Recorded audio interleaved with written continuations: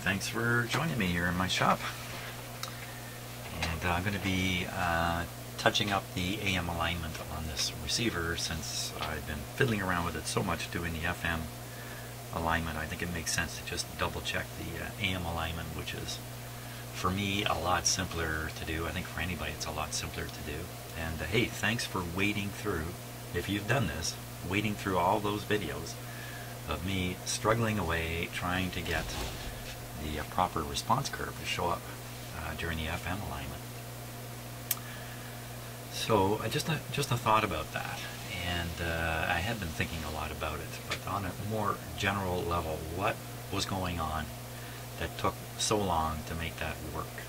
And I think I'm going to kind of put it into a bit of a story here, which might be kind of weird, but I think it'll make the point anyway. But just imagine for a minute, just imagine you've never seen something, and I'm going to use a typewriter as the example for this. Some of you may have never seen a typewriter, a real mechanical typewriter out of the 60s or the 50s, or even the 1800s. And let's suppose you've never seen anything like it, really, and someone plunks one down in front of you. Maybe at the time it's the latest technology, who knows? And they say to you, look, they show you an example. They show you a page with type on it, and they go, look, this thing will make, you can type onto a piece of paper with this machine here. And they give you about a minute's worth of explanation. You put the paper in there, you turn this wheel, you push on these keys, and presto, it begins putting print on the page. They don't actually demonstrate it, they just explain it, kind of point to a couple things and leave. And there you are with the typewriter. And you start trying to make this thing type. And you finally get the paper in, you're pretty sure the right way. And you start pushing on the keys, but nothing is happening. Nothing is happening. Now, my question would be, how long would it take you to realize you had a broken typewriter in front of you? And the answer is a heck of a long time. A heck of a long time, because you continually think over and over, I'm doing something wrong, I'm doing something wrong, maybe it's this lever, maybe it's this, maybe it's that, and on and on and on the assumption that the typewriter in front of you should work, when in fact it really doesn't. And that's kind of what I've been going through here. I think this is a pretty good example right here. This is a really simple thing inside here, okay? It's just basically a diode. I mean, basically, it's just a diode inside here. Yeah, there's a few more parts, capacitor to hold a charge and stuff like that, but basically this is just a diode. And right from the start, I could not get this thing to behave. If you can remember, I put an ohm meter on it. I tested it this way, that way. It didn't seem to behave. It never seemed to behave right. And yet I slugged away at this and did a whole video of me trying to put a signal through this thing, not getting the right output. I was pretty much reaching the conclusion that there's something wrong with it, but all the way along, that's not what's in my head. What's in my head is there's something wrong with me, I'm doing something wrong. Is there something I don't know? I mean, there's not much to this thing, right? But I put a lot of time into it. Same thing with the receiver. Now, if you remember, early on, earlier than some of you might have thought I should have done it, I aligned the set. I aligned the set to get that out of the way. So now in front of me is an aligned radio. And what was in my mind was, the radio aligned, I should be able to utilize the scope. I aligned it using a voltmeter, right?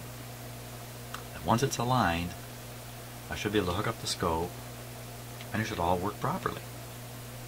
And when it didn't, I didn't revisit the notion that it may not be aligned well enough to use the scope, or realize that what I'm seeing on the scope is the result of a badly aligned radio. Because when I did the VTVM alignment, I boobed it up somehow. I still don't know exactly how, but I did.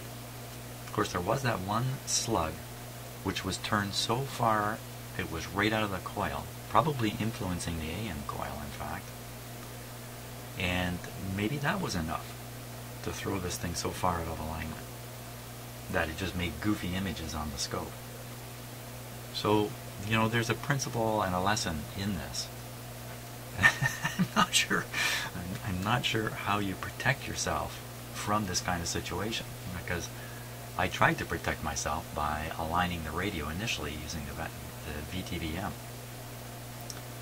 and of course resulted in not protecting myself from banging my head against the wall, literally trying to make things work. And then just to add more bizarreness to it, all these defective components that showed up inside the receiver and the amplifier,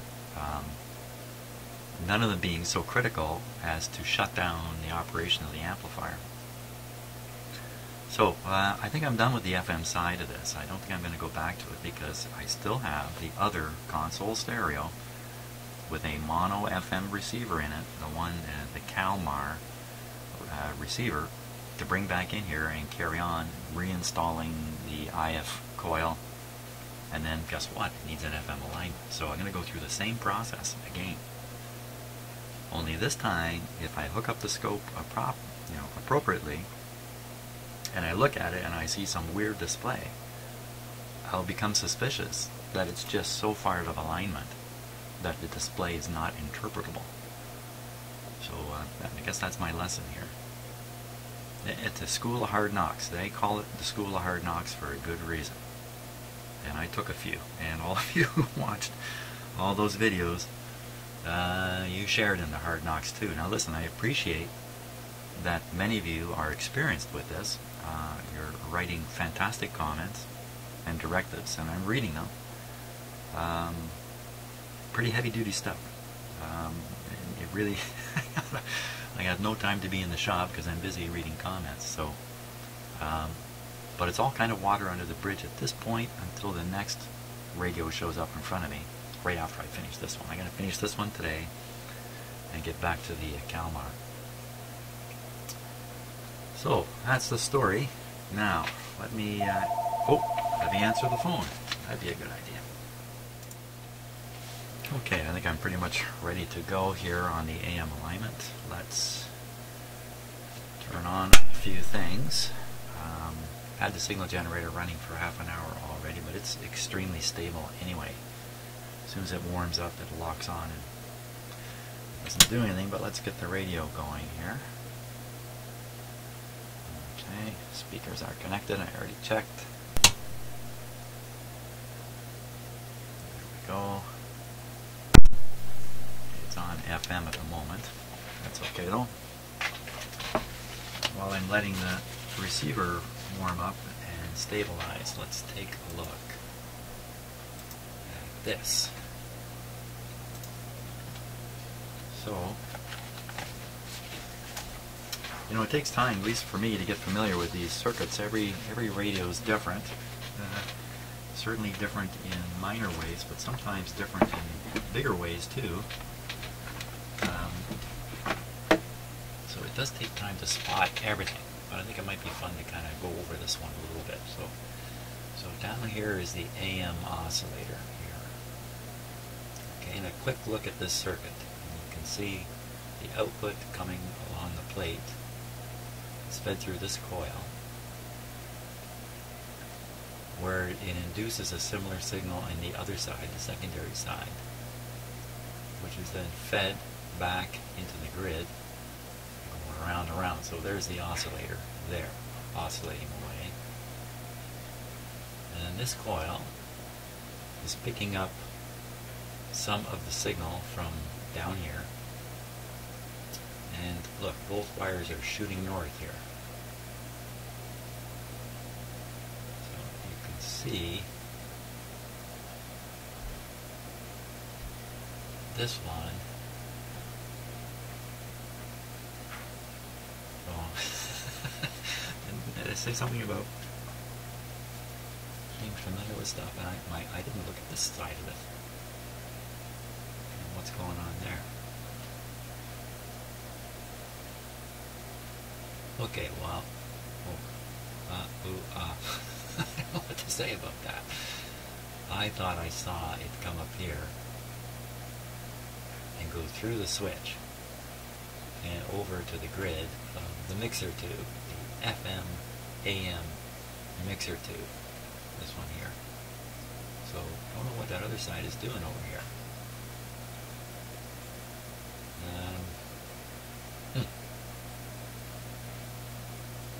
There's one of the tuning capacitors right there.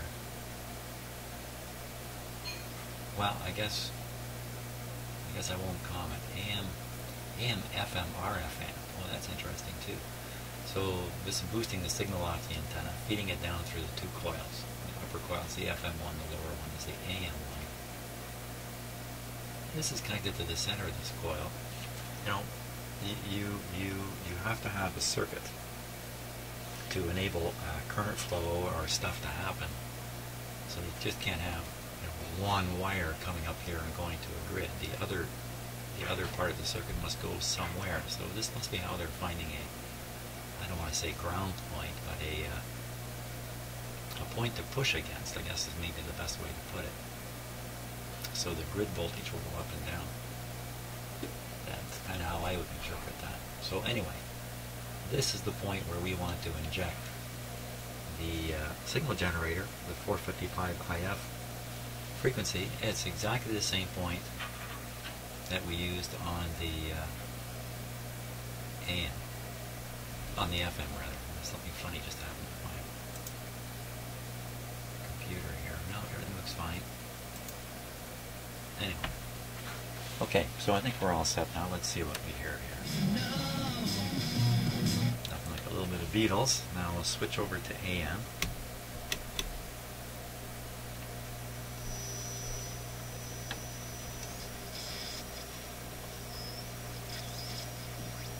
Probably sounds the way it does because I've got the signal generator feeding into that grid on the mixer tube. Let me just disconnect it for a moment. Turn down the light a bit.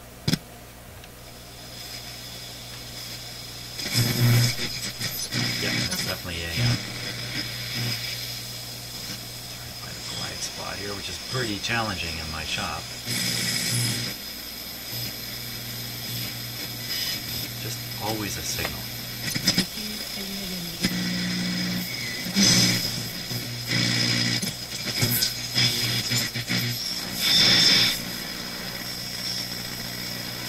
Even when it sounds like there isn't a signal, there still is a signal. There's a good spot. There's a good spot there. Okay, I'm pumping in a pretty heavy signal here.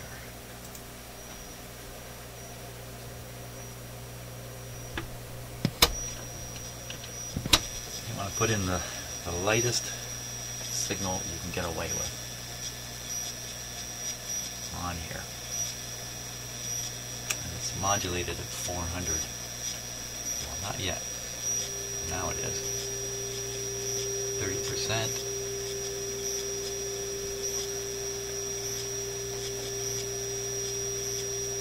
There we go. I don't have the output calibrated properly. I just didn't bother doing that because it doesn't really matter for what I'm doing, just as long as it's not high.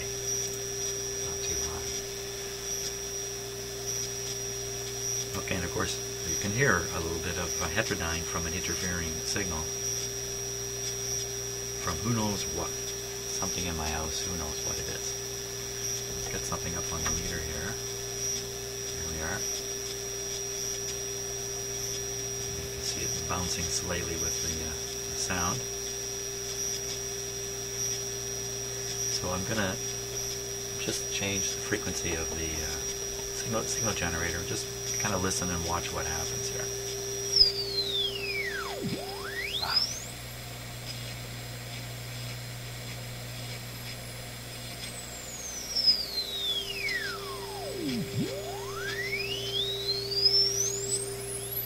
It's like there's a gigantic signal right there. Well, why don't I try and short the antenna?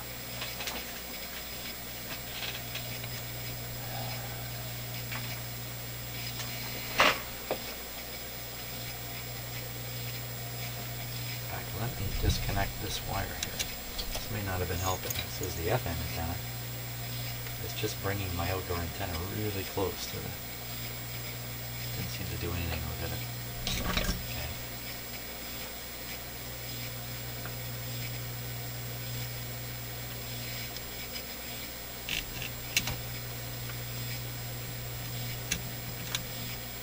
Doesn't matter what I ground here. Some of this noise we're hearing, it could be getting straight into the radio circuitry and not even coming in through the antenna for all I know.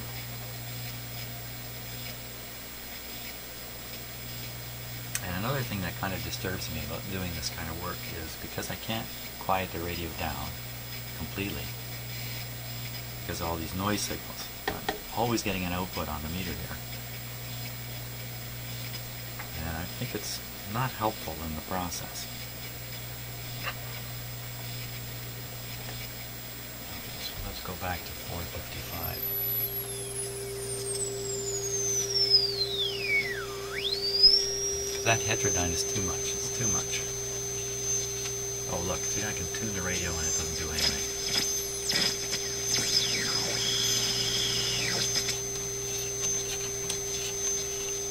That heterodyne just sits there.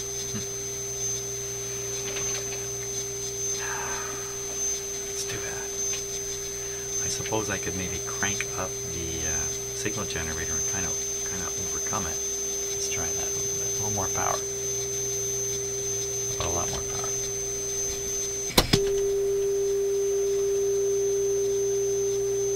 Okay, the problem with doing this is it triggers the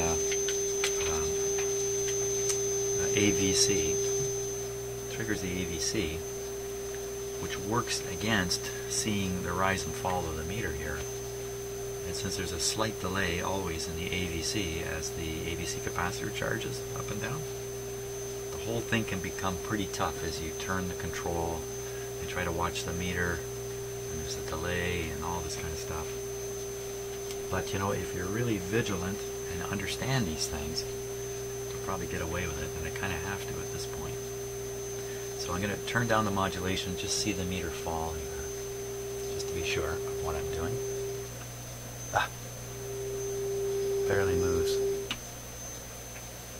I'm going to try reversing these leads here. How do you like that? So a little bit of I don't know what going on. There's some I don't know what going on, but I've reduced the I don't know what by turning these leads around. Let's bring back up the modulation. That's better. Okay, so the modulation is driving the meter for the most part now. Up around 6 here. Good show. And back to the instructions. Always follow the instructions. A1, A2, A3, A4, A5 for maximum output. That's pretty straightforward. A1, A1, A1 is the top of this can here. And I don't want to boob this up because if I grab the wrong slug, I'll ruin the FM alignment and help us all if I have to go through that again. I don't want to make this mistake here, definitely. A1 is top. Top of this.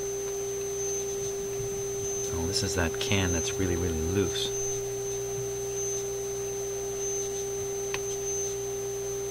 Okay, I'm in the top. Here we go. Watching the meter now.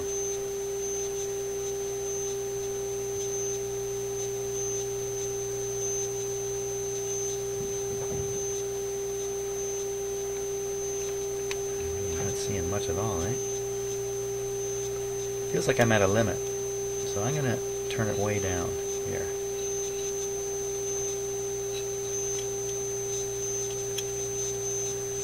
I can hear it and I can see it on the meter. Whoops, it slipped out. It's going down.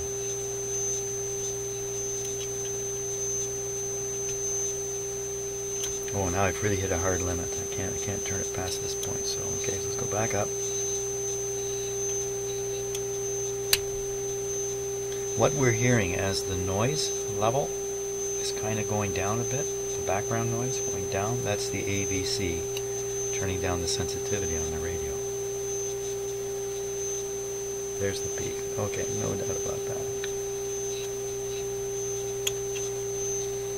Okay, so these should all be exactly right. Funny, that's what I said about the FM radio, didn't it? Turned out not to be the case.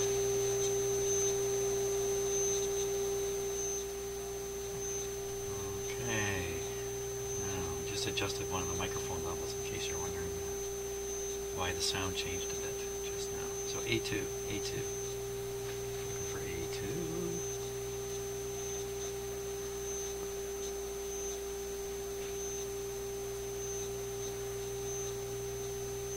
There it is. What, A2 is the bottom. Okay, so it would have been the end of the world if I touched the bottom on that one. It's more AM.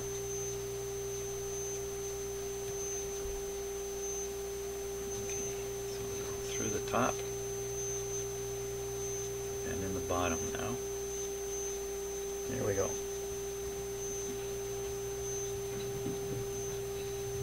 Pretty much dead on.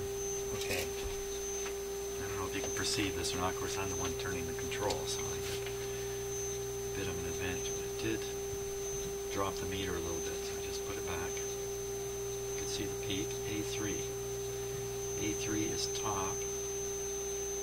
Top of the can where the FM one was driven right out of the coil. This will be interesting.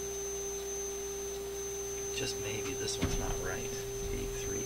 Because of influence from the FM. Top, let me double check. I don't want to get it wrong here. Top is A3.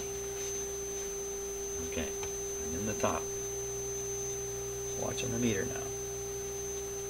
Going down, go the other way.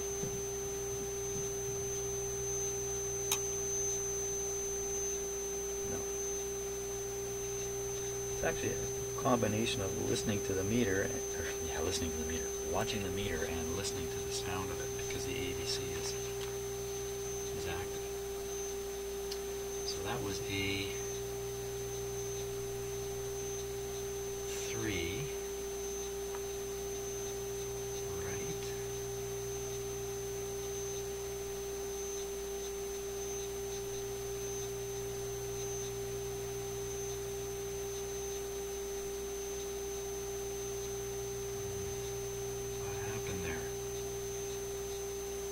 Just do.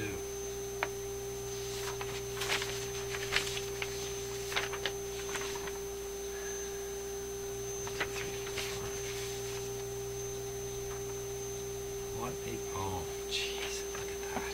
Can't believe it. Can't believe it.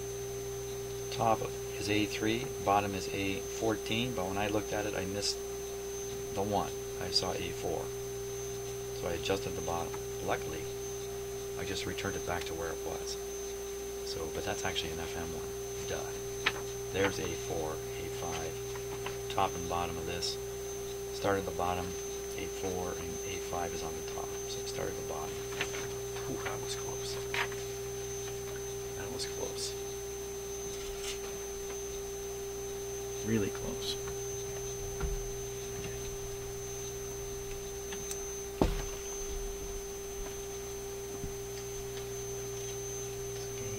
Start at the bottom. It may not really matter if I did which order I did it in. Let's see. Okay, I'm in the bottom, watching the meter. Down, turn it the other way. Right on the peak. Come up. Feeling for the top slug here. I'm in the top, watching again, down, down, so right on the money, right on the money.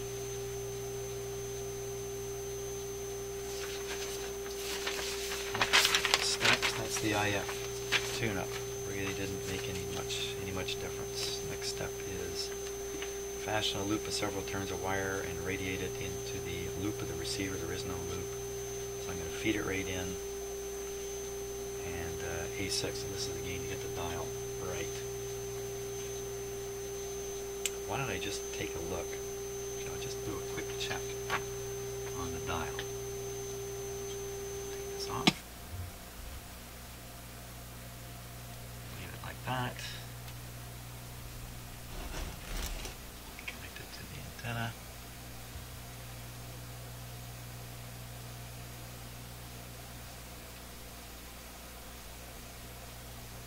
Oh, I just hate my hand bridging between here.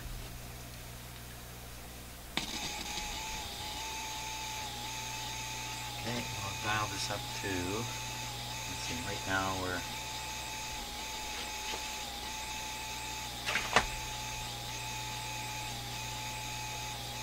640, about 640.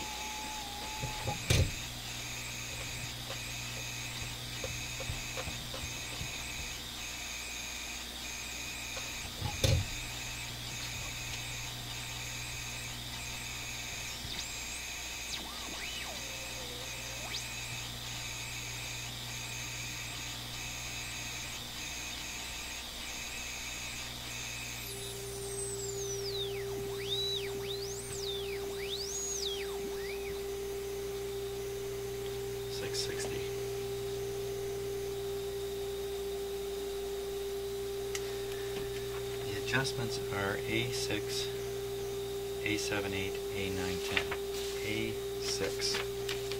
Are any of these underneath? I can't remember. A6. A6 is, yeah. No, it's on top. That's on top. Maybe none of these are underneath. A6, what did I say? A6, 7, 6, 7, 8, 9, and 10. 6.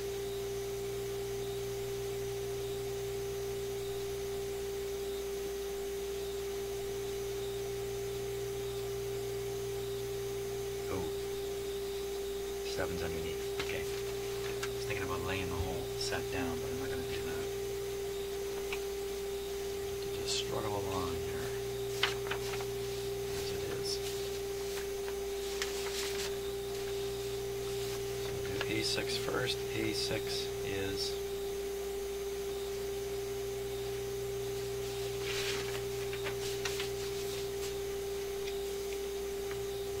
1600 kilocycles, other end of the band.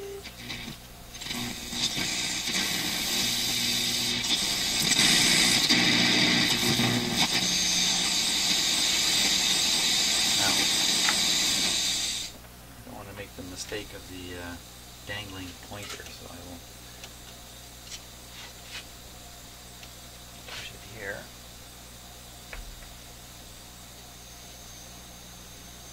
Okay, that's right on 1600. Make sure I'm not getting any parallax error the way I look at it.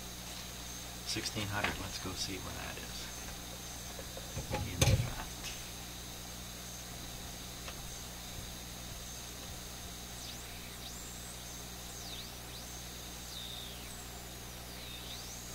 Pretty much bang on.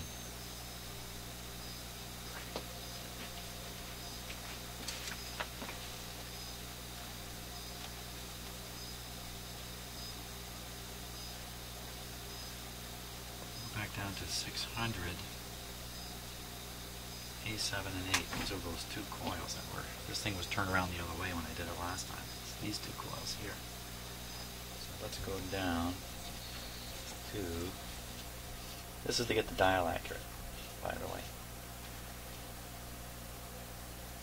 Down to, what did they say here? 600?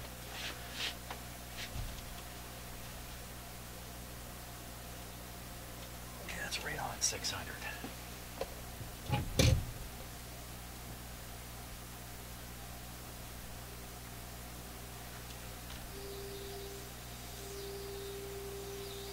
Well, that's really close. Just a little bit of adjustment there, I think we're done.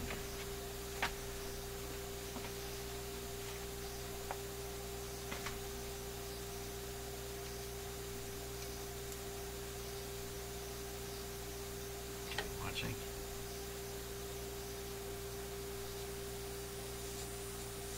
Yikes.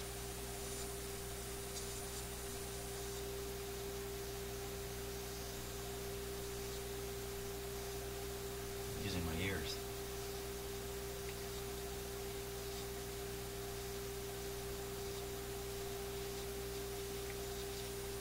Oh, smokes. That was way out.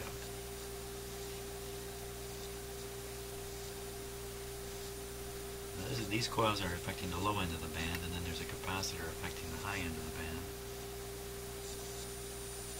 I don't know what to think of that. What is driving this way up? It must be the interference signal. Okay, let's crank up the... oh no, I just cranked up the signal generator and it moved up. That's really weird.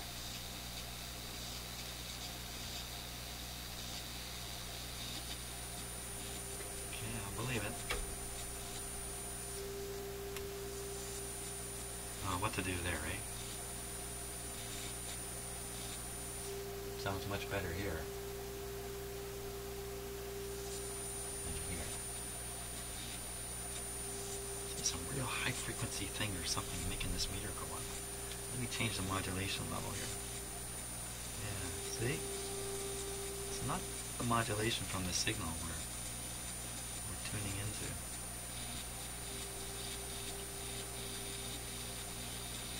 Okay, 30% modulation.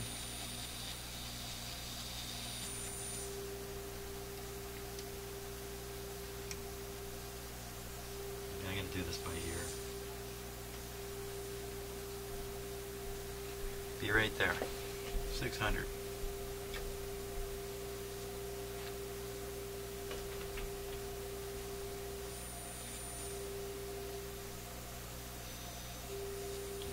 It's just misbehaving, I'm sure, from the interference.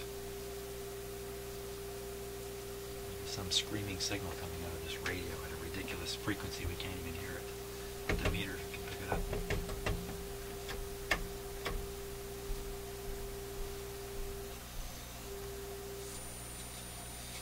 I mean, I can tell there's a high frequency in there. You can probably hear it too.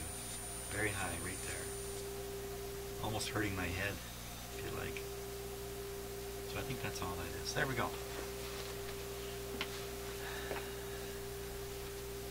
Are we all happy? Well, the last one to check, I better do it. Gone this far. 1400 is 1400 at 1400. That's the question.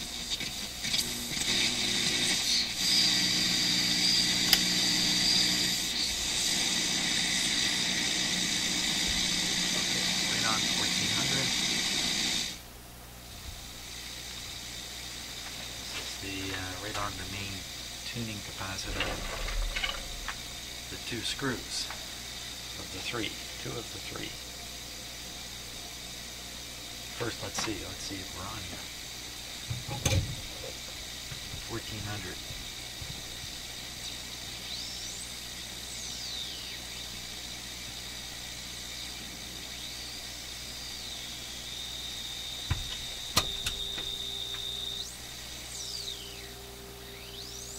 Same kind of effect.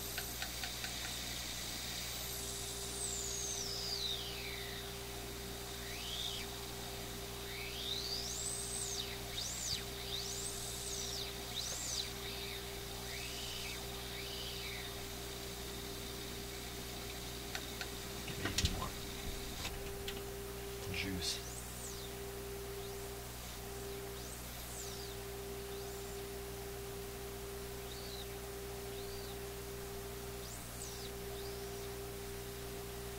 Well, looks like it's right on.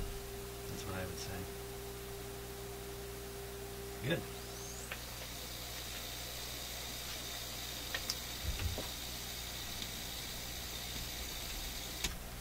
Now, even though we are down in Jim's shop here, land of noise and interference, let's hook up the outdoor antenna. See what kind of exciting things we can pick up. I'll go up to the top of the band here. Okay? Now we go. Let's go through.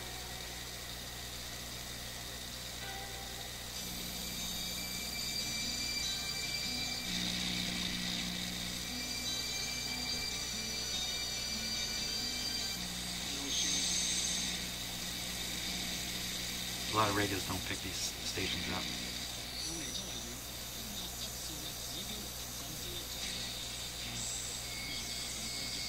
Not bad. It's got to pull them out of all that noise.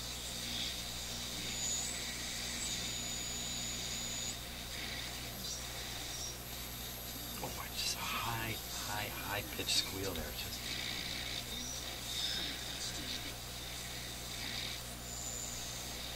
Maybe I got this thing too tuned.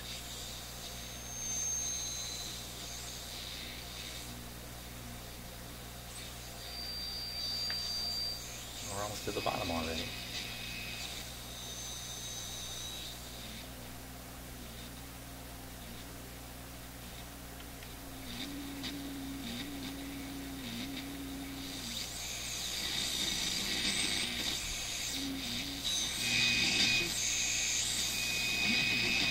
It's just so much interference. I think it's working very good though,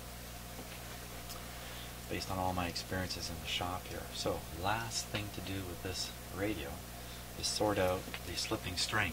I haven't said much about it, but I keep having to hold it here because of a slipping string problem. So we're going to analyze that as the last thing here. So great. This thing's ready to go except for that. Oh, happy day.